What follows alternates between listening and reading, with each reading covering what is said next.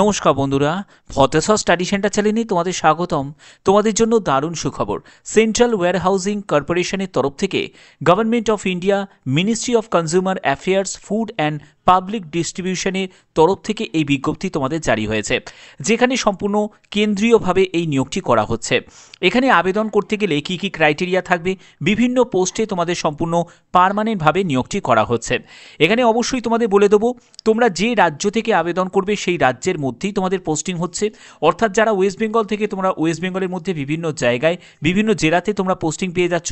এছাড়া যারা আসাম থেকে, ত্রিপুরা থেকে বা যে কোনো রাজ্য থেকে আবেদন করবে সেই রাজ্যের মধ্যেই তোমাদের পোস্টিং হয়ে যাবে। তো দেখতে পাচ্ছেন পিডিএফটা ওপেন করে নিয়েছি। সেন্ট্রাল হাউজিং কর্পোরেশন নবরত্নের তরফ থেকে এই নিয়োগ বিজ্ঞপ্তি জারি হয়েছে, যেখানে বিভিন্ন পোস্টে তোমাদের নিয়োগ করা হচ্ছে, যেখানে মেল, ফিমেল, ট্রান্সজেন্ডার যে ক্যাটাগরি থেকে বিলং করো না কেন প্রত্যেকে এখানে আবেদন করতে পারবে। সম্পূর্ণ ডিটেলস ইনফরমেশনটা তোমাদের কাছে প্রোভাইড করছি। এর জন্য তোমাদের প্রথম যে কোয়ারিটা থাকে সেটা হলো যে স্যার পোস্টিংটা আমাদের কোথায় হবে। তো পোস্টিংয়ের ব্যাপারটা আগে তোমাদের ক্লিয়ার করে দিই, তাহলে তোমাদের ব্যাপারটা আরও বুঝতে সুবিধা হবে। দেখো, তোমরা যারা যারা ওয়েস্ট বেঙ্গল থেকে বিলং করছো, ওয়েস্ট বেঙ্গলের কলকাতা, বেলদা, বহরমপুর, বিষ্ণুপুর, বনহুগলি, বর্ধমান, তারপরে হলদিয়া, মেদিনীপুর, কোচবিহার, তারপরে দুর্গাচক, ফলতা, তারপরে হচ্ছে কাঁটাপুকুর, খড়গপুর, মালদা, মতিগড়া, তারপরে মগরান, নমকমহল রোড, তারপরে হচ্ছে যে পাঁচপাড়া, পানিহাটি, পেট্রোপোল, তারপরে হচ্ছে রানীনগর, রিষড়া, তারপরে হচ্ছে সারগাছি, সারুল, তারপরে স্ট্যান্ড ব্যাংক রোড, তারপরে হচ্ছে তারাতলা রোড এবং উলুবেড়িয়া। এইসব বিভিন্ন জায়গায় তোমাদের পোস্টিং হয়ে যাচ্ছে যারা ওয়েস্ট বেঙ্গল থেকে বিলং করছো। তোমরা যারা যারা আসাম থেকে বিলং করছো, তোমাদের দেখতেই পাচ্ছ যে গুয়াহাটি থেকে শুরু করে তারপরে করিমগঞ্জ, এইসব এতগুলো বিভিন্ন জায়গায় তোমাদের পোস্টিং হয়ে যাচ্ছে। এছাড়া যারা যারা তোমরা ত্রিপুরা থেকে আবেদন করবে, তোমাদের আগরতলাতে তোমরা পোস্টিং পেয়ে যাচ্ছ। অর্থাৎ সম্পূর্ণ তোমাদের স্টেটের মধ্যেই তোমাদের পোস্টিং হচ্ছে, যে স্টেট থেকে তুমি আবেদন করবে। প্লেস অফ পোস্টিং দেখতেই পাচ্ছ, সম্পূর্ণ রিজিওনাল যেসব মানে সেন্ট্রাল ওয়্যারহাউজিং কর্পোরেশনের যে অফিসগুলো আছে সেখানেই তোমাদের পোস্টিং হচ্ছে। তো আশা করছি পোস্টিংয়ের ব্যাপারটা ক্লিয়ার হয়ে গেল। এবার দেখো, তোমাদের এখানে সিলেকশন করা হবে, যেহেতু এটা পার্মানেন্ট পোস্টে নিয়োগ করা হচ্ছে। সিলেকশনের জন্য যেটা থাকবে, প্রথমে তোমাদের রিটিন এক্সাম হবে। এবার ওয়েস্ট বেঙ্গল থেকে যারা বিলং করছো, গ্রেটার কলকাতা, হুগলি, শিলিগুড়ি, এই তিন জায়গায় তোমরা এক্সাম সেন্টার পেয়ে যাচ্ছ। যারা ত্রিপুরা থেকে তারা আগরতলাতে এক্সাম সেন্টার পেয়ে যাচ্ছ, এবং যারা আসাম থেকে এই ভিডিওটা দেখছো বা যে কোনো রাজ্য থেকে দেখছো, সম্পূর্ণ স্টেট ওয়াইজ তোমরা এক্সাম সেন্টার পেয়ে যাচ্ছ। দেখো, আসাম থেকে যারা আছো তারা গুয়াহাটি, জোরহাট এইসব জায়গায় এক্সাম সেন্টার পেয়ে যাচ্ছ। ওকে, তো এখানে দেখো তোমাদের সিলেকশন কিভাবে হবে সেই ব্যাপারটা তো বলে দিলাম। এখানে রিটিন এক্সামের ভিত্তিতে তোমাদের সিলেকশন করা হচ্ছে। আবেদনের ক্ষেত্রে দেখতেই পাচ্ছ যে অনলাইন রেজিস্ট্রেশন সেটা হলো 17ই অক্টোবর থেকে, অর্থাৎ আমি যে ভিডিওটা করছি সেটা আজকে 18ই অক্টোবর, অর্থাৎ গতকাল থেকে তোমাদের আবেদন শুরু হয়েছে। 15ই নভেম্বর পর্যন্ত আবেদন করতে পারবে। সম্পূর্ণ আবেদন বা আবেদন মূল্য জমা দেওয়ার ডেটও কিন্তু সেম ডেটটাই রাখা হয়েছে। এবং তোমাদের কল লেটার তোমরা এক্সামিনেশানে দেখো 21 দিন আগে তোমরা কল লেটার ডাউনলোড করতে পারবে। এখানে যে স্টেপগুলো থাকবে সেটা হলো, তোমাদের রিটিন এক্সাম হবে, তারপর ডকুমেন্ট ভেরিফিকেশান হবে এবং তোমাদের স্কিল টেস্ট থাকবে। এখানে এলিজিবিলিটি ক্রাইটেরিয়া হিসাবে কি প্রয়োজন, দেখো, ভারতীয় নাগরিক প্রত্যেকে আবেদন করতে পারো, যে কোনো জেলা, যে কোনো রাজ্য থেকে। কোয়ালিফিকেশান হিসাবে যেটি প্রয়োজন সেটা জুনিয়র পার্সোনাল অ্যাসিস্ট্যান্টের জন্য, অর্থাৎ জুনিয়র অ্যাসিস্ট্যান্টের জন্য যে কোনো শাখায় তুমি যদি গ্র্যাজুয়েট হয়ে থাকো আবেদন করতে পারবে, এবং অ্যাটলিস্ট 1 ইয়ারের তোমাদের কোর্স, অফিস ম্যানেজমেন্ট বা সেক্রেটারিয়াল প্র্যাকটিস, এই ব্যাপারে তোমাদের যোগ্যতা থাকতে হবে। এবং 80 মানে WPM তোমাদের ইংলিশে টাইপ করতে হবে, এবং তোমাদের 40 WPM তোমাদের এখানে ইংলিশের টাইপ থাকছে, যেখানে তোমাদের ডিজারেবল হিসাবে যদি তোমাদের শর্ট হ্যান্ড বা টাইপিং ব্যাপারে যদি নলেজ থাকে তাহলে তুমি অগ্রাধিকার পেয়ে যাবে। এছাড়া তোমাদের জুনিয়র এক্সিকিউটিভ রাজভাষাতে তোমাদের এখানে গ্র্যাজুয়েশন উইথ হিন্দি এবং ইংলিশে যদি তোমাদের মেন সাবজেক্ট হিসাবে থাকে তাহলে আবেদন করা যাবে। এক্সপিরিয়েন্সের ক্ষেত্রে দেখতেই পাচ্ছ কোনো রকম অভিজ্ঞতার প্রয়োজন নেই।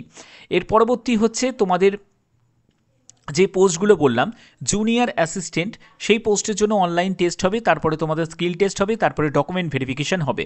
জুনিয়র এক্সিকিউটিভ রাজভাষার জন্য তোমাদের অনলাইন টেস্ট হবে, তারপরে তোমাদের ডকুমেন্ট ভেরিফিকেশান হবে।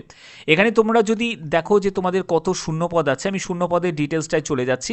তোমাদের এখানে বয়স বলা হয়েছে ন্যূনতম 18 বছর বয়স তোমার হতেই হবে।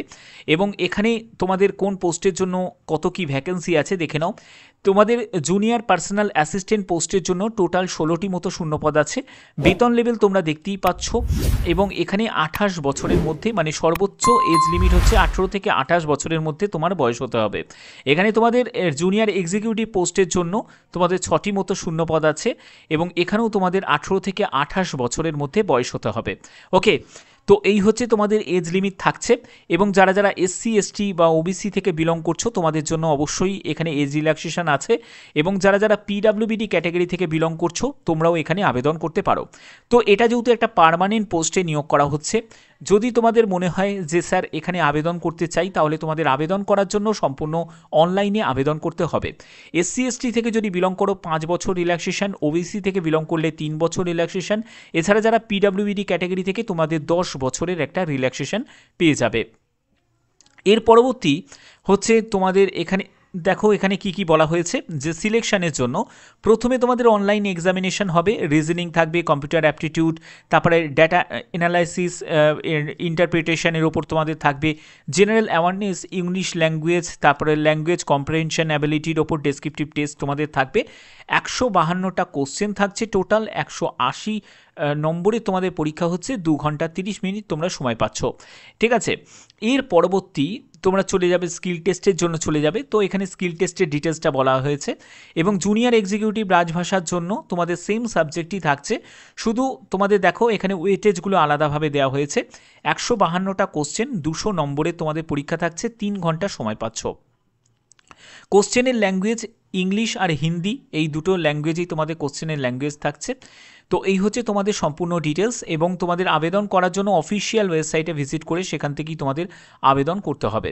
এখানে দেখো যে তোমাদের কি কি স্ক্যান করা ডকুমেন্টস লাগছে, সেখানে হচ্ছে তোমাদের পাসপোর্ট সাইজের ছবি, signature, left thumb impression, hand written declaration, তারপরে কিছু স্ক্যান ডকুমেন্টস লাগছে যেগুলো তোমাদের এসসি এসটি ওবিসি থেকে যদি বিলং করে থাকো তোমার কাস্ট সার্টিফিকেটের, সেটাও কিন্তু স্ক্যান করে তোমাকে আপলোড করতে হবে। এখানে আবেদন মূল্য হিসাবে যারা SC ST পিডাব্লিউবিডি ex serviceman women candidate আছো, তোমাদের অ্যাপ্লিকেশন ফি লাগছে না, শুধু ইন্টিমেশন চার্জটা লাগছে, যেখানে 500 টাকা মতো লাগছে। আর তোমরা যদি জেনারেল প্রার্থী হয়ে থাকো, ইডাব্লিউএস ওবিসি প্রার্থী হয়ে থাকো, তোমাদের 850 টাকা অ্যাপ্লিকেশন ফি, 500 টাকা হচ্ছে ইন্টিমেশন চার্জ, টোটাল 1350 টাকা মতো লাগছে, ঠিক আছে। তো চলো একদম অফিসিয়াল ওয়েবসাইটে চলে যাচ্ছি, সেখান থেকে তোমরা কিভাবে নোটিফিকেশনটা পাবে সেটাও তোমাদের দেখিয়ে দিচ্ছি। তো দেখতে পাচ্ছ আমি একদম অফিসিয়াল ওয়েবসাইটে ভিজিট করেছি। এখানে দেখো সিডব্লিউসি অর্থাৎ সেন্ট্রাল ওয়্যারহাউজিং কর্পোরেশনের তরফ থেকে বিজ্ঞপ্তি জারি হয়েছে। এই নোটিফিকেশনটা কিভাবে পাবে, ডাইরেক্ট রিক্রুটমেন্ট 2025 এই অপশানে তোমাদের ক্লিক করতে হবে। এখানে ক্লিক করার পরেই প্রথমেই তোমরা দেখতে পাবে অ্যাডভার্টাইজমেন্টের একদম ডিটেলস তোমরা পেয়ে যাবে। এখান থেকে তোমরা অ্যাডভার্টাইজমেন্ট নাম্বার অনুযায়ী তোমাদের নোটিফিকেশনটা ডাউনলোড করে নিতে পারো। দেখো ডাউনলোড অ্যাডভার্টাইজমেন্ট, এটা ডাউনলোড করে নিতে পারো। আর যারা আবেদন করবে তাদের এইখানে অপশানে তোমাদের ক্লিক করতে হবে। দেখো 17ই অক্টোবর থেকে আবেদন শুরু হয়েছে 15ই নভেম্বর পর্যন্ত। আবেদন করার জন্য প্রথমে ক্লিক করতে হবে click here for new registration, এই অপশানে ক্লিক করতে হবে। এখানে প্রথমে ক্যান্ডিডেটের নেম, তারপরে ক্যান্ডিডেটের নাম, ফার্স্ট নেম তোমাকে অবশ্যই কিন্তু এখানে রিটাইপ করতে হবে, তারপরে মিডিল নেম, তারপরে মিডিল নেমটাকে রিটাইপ করতে হবে, তারপর লাস্ট নেম, তারপর লাস্ট নেমটাকে রিটাইপ করতে হবে। এগুলো করার পরে তোমাদের মোবাইল নাম্বারটা দেবে এবং মোবাইল নাম্বারটাকে কনফার্ম করবে। অল্টারনেট মোবাইল নাম্বার চাইলে দিতে পারো। এর পরবর্তী হচ্ছে মেল আইডি, এবং সেই মেল আইডিটাকে আবার তোমাকে এখানে রিএন্টার করতে হবে। তারপরে সিকিউরিটি কোড বসিয়ে সেভ অ্যান্ড নেক্সটে গিয়ে ক্লিক করবে। এর পরবর্তী স্টেপ খুবই সিম্পল, ফটো সিগনেচার আপলোড করতে হবে, ডিটেলস ইনফরমেশন, প্রিভিউ থাকবে, কিছু আপলোড ডকুমেন্টস থাকবে এবং তোমাকে আবেদনমূল্য জমা করতে হচ্ছে।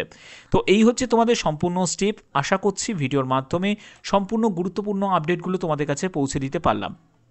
যারা যারা আবেদন করবে তারা অবশ্যই নির্দিষ্ট সময়টাকে ফলো করেই তোমাদের আবেদন করতে হবে।